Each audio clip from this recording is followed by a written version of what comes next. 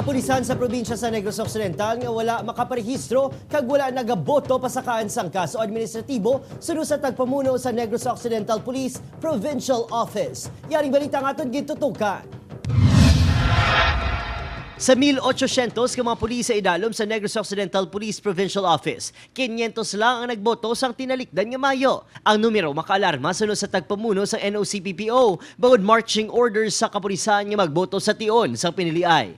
We have to exercise our rights of suffrage every electoral process.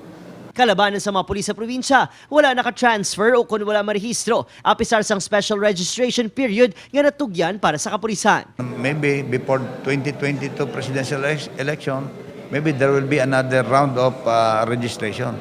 Sabot niya 2022 presidential elections, nagalaom si Baleros sa 100% na nga makaboto ang iyang mga tinawo. Sa posibleng nga pagkansela sang SK kag barangay elections, paglaom ni Baleros, may panibago nga special registration nga patigayuno ng COMELEC. Kung culture sang Pinoy nga kung hindi ang mag-last day, hindi sila magkalala to. So they have to pay the price of that, no?